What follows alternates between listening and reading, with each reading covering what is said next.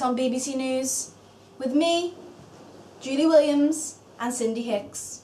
We'll be discussing Kahu Productions' latest release, Surgeon, and asking them the following question: how does your film opening represent particular social groups? The executive producers and the writer of Surgeon will be joining us tonight to tell us how and why. Please welcome Chelsea, Joanna and Sophie to the studio.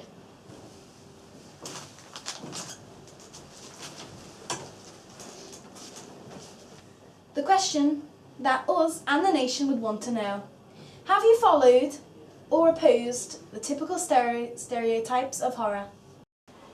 So we feel that we follow our conventions of what you would commonly see in a horror story. For example, our characters, our female is the victim, and within our research that tends to be the style of horror, is that the females are the victims because they're more commonly seen as vulnerable and weak. Soph was able to get really into... As we were researching the genre of horror, we found out that the women are mainly the victims because they're seen as objects to the antagonist's eyes, so they're treated as an object, like an animal, like they mean nothing. So in our piece, when she's running through the forest, she's sort of, you're watching her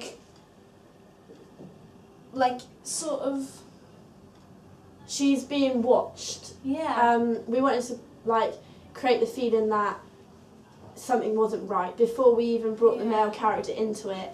For instance, the barefoot, it's a key thing to us because you wouldn't have a girl running through a forest barefoot in the middle of December. She's out of place, so... Yeah. We've also fitted into it that she's got long, messy hair and she's just a complete mess running through a forest in a white gown, dress. That's all messy and blood, and it just makes you question from the start that what's happened to her, why is she running, why is she in a forest? So, please tell us more about the typical stereotypes and social groups. I do think that it can be elaborated, it's open to interpretation what you can think about it. So we've got a typical stereotypical victim who's a girl who's vulnerable, weak, she's at risk, and then we have a typical male character who is big and bold and mysterious. So it can build so much enigma, and I just think as they all play together, it just creates so many questions that the audience would want to know about it. We want the audience to feel the tension. We want them to feel the atmosphere that we want to create. The whole atmosphere and build-up would be completely ruined if we put, for instance, a social class of a chav into... Yeah.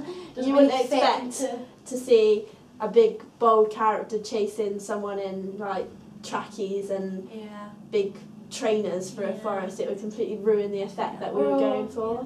Or an old person. Yeah. Yeah, I feel we've chosen the right character in order to create that vulnerability. Within social groups as well, we've kind of suggested that the antagonist is a complete psychopath. We've done quite a lot of shots where you don't see his face, which conceals his identity. Going along the lines of perhaps he's got something to hide, which he has, and then our female victim, you never see her face properly to suggest that she's also scared. Yeah, that suggests that she doesn't want her face seen either, because obviously she's embarrassed about what's just happened to her and what's going to happen to her when he catches her again. Yeah. It's all very secretive and mysterious. Yeah, and not all of it is revealed, and I think that's really important in our film opening because you want the audience to question what they're gonna see. But I do think if it was carried on, then we'd get so many more social groups within our piece, because obviously our film obviously is a non-linear narrative, so this would be shown, and then perhaps we could show the how it got to that disruption, her life what before, happened, yeah, so and then like, that's how we could fit in the social class that was there. like she's obviously a teenage girl, so Yeah. not many teenage girls are going to be like the life that she's had. Yeah. But that's what we would look into if we were to carry on our film opening. Yeah. And also, it would be a completely different social group if we had like a 60-year-old woman running through a Yeah. forest. It would just be a completely different Yeah. story. So I think that we've chosen the right age of an actor and the right Yeah. kind Yeah. of look. Yeah. And also, if she was younger, then it could have the element of The like paedophilia. paedophilia, yeah. Whereas- Which would have a completely different twist on Yeah. what we want to convey as a film Whereas company. ours is just a psychopath who's became obsessed with this idea of him being a surgeon and experimenting on people. Finally, to conclude our interview, let's get down to the question we really got you here for today. How does your media product represent social groups? I feel like in our media product, it represents the typical stereotype of a woman, where they're weak and vulnerable. In most horrors, it's always the females that are seen as weak. This discrimination suggests that men are always seen as the most powerful, and we've shown that in our film very well, suggesting that he's dressed in black and ridiculously massive man just running behind a girl and trying to catch her. We've shown this by having a psycho killer as well as just the man running behind her. We decided to represent him as a surgeon. This shows that he has power over the female actor and he can do whatever he likes with the body and with her. I feel like in our film piece, the elements that we've constructed together, I don't think that showing any social class is really important within our film opening. I think that because we haven't really shown much identity within the film opening, that it creates so much more meaning and it just creates a massive effect on the audience, which just makes them think like, who's that? What are they doing? Where are they running from? Who are they running from? Like who is that? And also with the man as well, he's completely dressed in black. He's like gloves, boots. It just like it's like snap, snap, snap. It creates so much meaning in order because we don't know who he is, and also we've sort of followed the conventions and codes along within like the genre of horror because our victim is a woman and our antagonist is a man. So I think it was very important for us to follow them conventions to create such a vulnerability and a dominance over the two characters.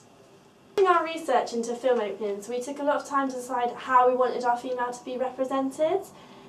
In horrors, it's a common convention for females to be the main victim. They are portrayed as weak, vulnerable and often at risk. Furthermore, we wanted to enhance our character's profile of being vulnerable with her costume. So we've got her wearing a white tattered sheet with blood and mud spattered over it, but the white suggests that she's pure and innocent, implying that her character is scared of her own fate. So we really wanted that to be impacted onto our audience. Having our actor barefoot is a result of our research into social groups. So she's been deprived and exploited, and we want the audience to believe that this character's been on such a long journey to get to the forest. Like, seeing daylight is a massive thing for her.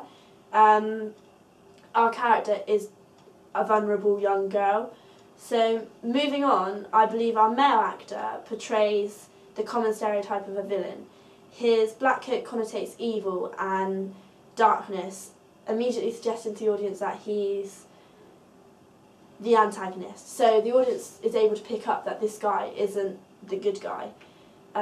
He represents that the character is from a twisted social group, so we wanted the audience to sense that he's neurotic and clearly a psychopath.